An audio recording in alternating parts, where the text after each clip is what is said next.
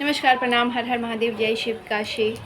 कैसे हैं आप लोग, कहाँ से हैं, ज़रूर बताइएगा। चलिए जानते हैं बैसाख अमावस्या कब है। तो देखिए, बैसाख अमावस्या की जो तिथि स्टार्ट हो रही है ना, वो 7 मई को 11:40 पर आरंभ हो जाएगी, जो कि 8 मई को 8:50 पे ख़त्म होगी। ठीक है, सबसे पहले इस बात को समझिए। तो आप लोग 7 तारीख को भी कर सकते हैं और 8 को भी कर सकते हैं, क्योंकि जो व्यक्ति सुबह कर सकता है 8 को 50 मिनट से पहले, तो वो व्यक्ति उस दिन करेंगे, और जो लोग नहीं कर सकते हैं वो 7 मई को करेंगे। मैं ऐसा इसलिए बोल रही हूँ क्योंकि देखिए, हम लोगों में शास्त्र में तो तिथि को माना जाता है, जो उद्या तिथि होती है, उद्या तिथि 8 मई को हो रही है। ठीक है, तो उस दिन पूजा आप लोग कर सकते हैं। लेकिन बहुत सारे लोग यहाँ पे बहुत कन्फ्यूजन में है कि 11:50 पे 7 तारीख को जब आरंभ हो रहा है, तो उस दिन पितरों का हम पूजा कर लेते हैं और 8 मई को हम भगवान की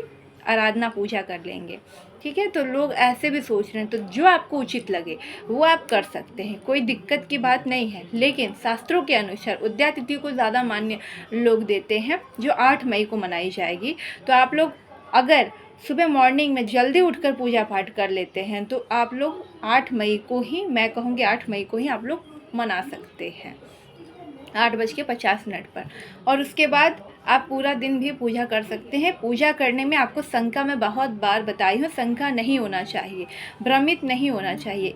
8 मई को ही मनाई जाएगी, लेकिन बहुत जल्दी, मतलब समय सारणी ख़त्म होने के चलते बहुत लोगों को कन्फ्यूजन है। उसमें कोई दिक्कत नहीं है।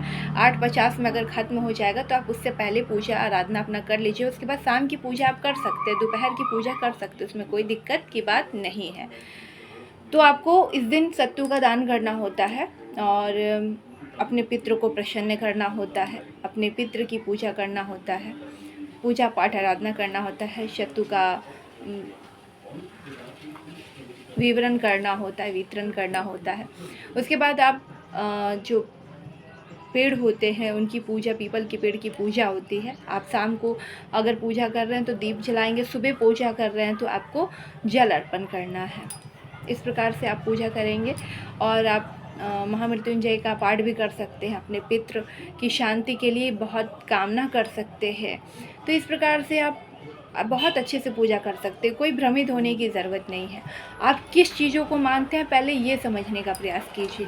आप उद्या तिथि को मानते हैं या उद्या तिथि को नहीं मानते हैं, तो ये कन्फ्यूजन नहीं होना चाहिए आपके मन में। सबसे पहले अगर आप कोई भी पूजा कर रहे हैं, तो जब आपको लगता है कि उचित है तब आप पूजा कर सकते हैं। 7 को भी कर सकते हैं, 8 को भी कर सकते हैं, कोई दिक्कत की बात नहीं है। पूजा में शंका नहीं होना चाहिए। और अपने पितृ को प्रसन्न करने के लिए हर प्रकार से कामना कीजिएगा, दिल से एकदम कामना कीजिएगा।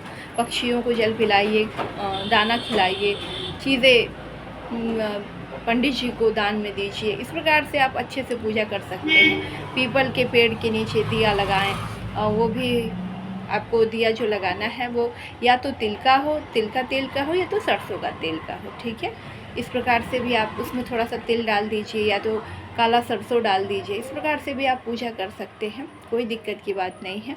और बैसाख माह में जितना हो सके उतना सत्तू खाइए, दान कीजिए, क्योंकि ये बहुत ही शुभ माना जाता है। हर हर महादेव, जय शिव काशी। कन्फ्यूजन होने की ज़रूरत नहीं है।